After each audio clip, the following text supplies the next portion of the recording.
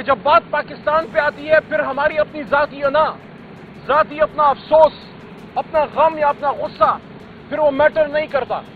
آپ کے سامنے علی محمد کھڑا ہے، اس کو 7 مرتبہ گرفتار کیا گیا۔ اس اڈیالہ جیل میری والدہ محترمہ 85 سال کی عمر میں آتی تھی 6 گھنٹے اس دھوپ میں، اسی مئی کے مہینے میں کھڑی رہتی تھی، ملاقات نہیں ہوتی تھی۔ لیکن جب حملہ ہوا پاکستان پہ ہم نے وہ سب تکلیف ایک سائڈ پہ رکھی۔ میرا پاکستان کے نظام سے، اسٹیبلشمنٹ سے، حکومت سے یہ سوال ہے کہ پاکستان پہ مشکل وقت آیا، ہمیشہ کی طرح پاکستان کی عوام نے اپنے لیڈر عمران خان صاحب کے ساتھ، پاکستان تحریک انصاف نے کھڑے ہو کے اپنا فرض ادا کیا اور دشمن کو ایک ہی جواب دیا، پاکستان زندہ باد۔ کیا اب وقت نہیں آ گیا کہ عمران خان صاحب سے بات کی جائے اور قوم کے لیڈر کو رہا کیا جائے؟ کیا وقت نہیں آ گیا کہ اسٹیبلشمنٹ، حکومت، سیاسی قیادت، عسکری قیادت، مذہبی قیادت سب ایک پیج پہ ہو اور یہ جو ایک جنگ ہم نے جیتی ہے اس کو مستقیم کیا جائے؟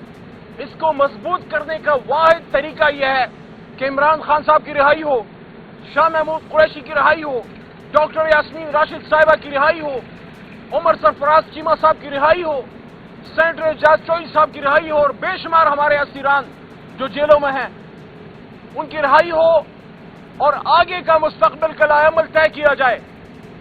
پاکستان کو بے شمار چیلنجز ہیں، پاکستان کے پانی پہ حملہ کیا جا رہا ہے، پاکستان کی سلامتی سے کھیلا جا رہا ہے، اور جس طرح کل بھی عمران خان صاحب نے اڈیالہ سے جو میسج دیا کہ مودی جنگ ہارا ہے لیکن ٹلا نہیں ہے، وہ اپنی عادت سے باز نہیں آئے گا۔ ہم نے اپنا احتیاط نہیں چھوڑنی، ہم نے اپنا اتفاق و یکجہتی جو ہے اس کو نہیں خراب کرنا۔ لیکن کیا یکجہتی ایسے قائم ہو سکتی ہے کہ عمران خان صاحب جیل میں ہے؟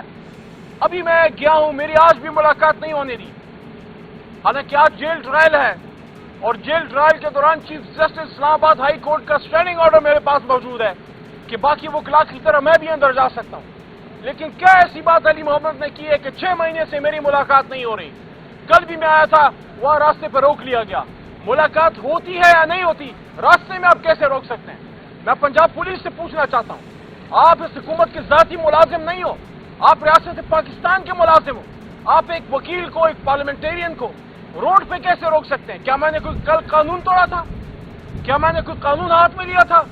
اندر اڈیالہ میں جانا اور پھر خان صاحب سے ملاقات ہونا یا نہ ہونا جیل اتھارٹیز کا اختیار ہے۔ عدالت کا حکم مانتے ہیں تو مجھے چھوڑ دیں گے، نہیں مانتے تو عدالت میں ہم بلا لیں گے، توہین عدالت میں۔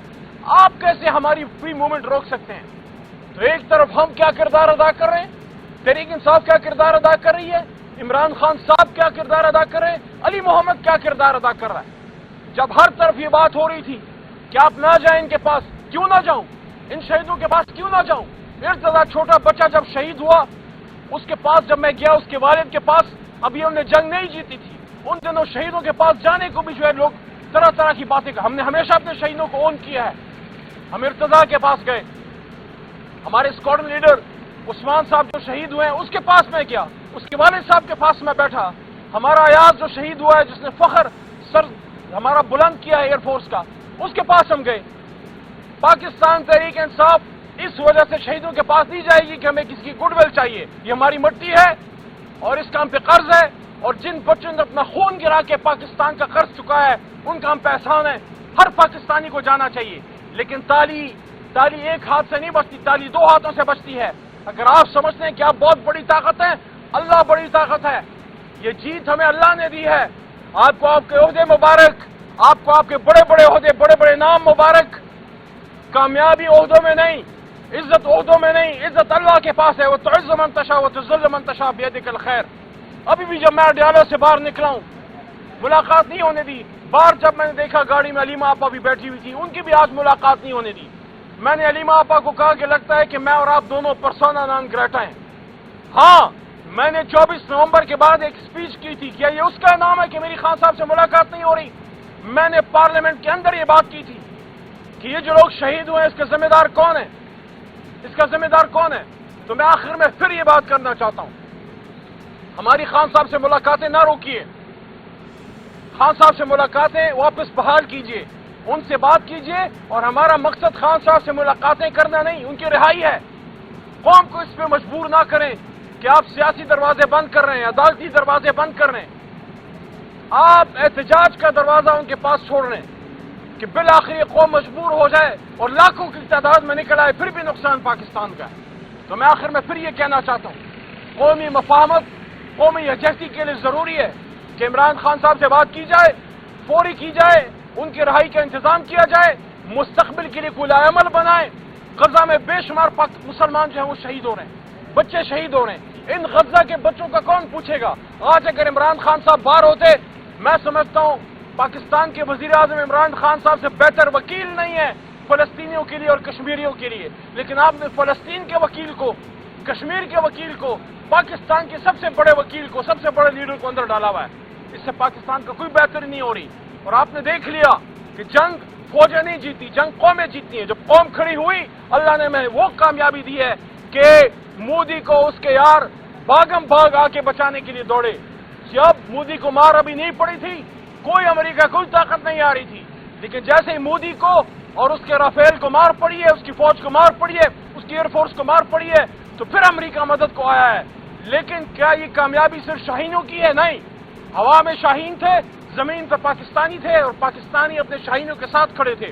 تو جس طرح وہ جنگ ہم نے یکجہتی سے جیتی ہے، آنے والی جنگیں جیتنے کے لیے ضروری ہے جو سیاسی جنگ ہو، معاشی جنگ ہو، عدل و انصاف کی جنگ ہو، پاکستان کے ترقی کی جنگ ہو، بقا کی جنگ ہو، سلامتی کی جنگ ہو، اس کے لیے آپ کو ملک کا سب سے بڑا لیڈر جیل سے باہر چاہیے۔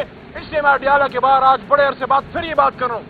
بڑی مشکل سے مجھے آج موقع ملا ہے اڈیالہ جیل پہنچنے کا، اب تو پہنچنے تک نہیں دیا جاتا کہ عمران خان کو رہا کیجئے۔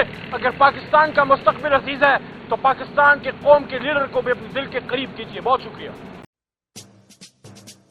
آتش نیوز، پاکستان کے سب سے بڑے نیوز نیٹ ورک کا حصہ بننے کا سنہری موقع۔ ملک بھر سے درج ذیل آسامیوں کی ضرورت ہے: bureau chief, deputy bureau chief, video editor, city reporter, تحصیل reporter, district reporter, crime reporter, press reporter, نمائندہ، نامہ نگار۔ Chief executive Syed Jamshed Bukhari. مزید معلومات کے لیے ان نمبرز پر رابطہ کریں۔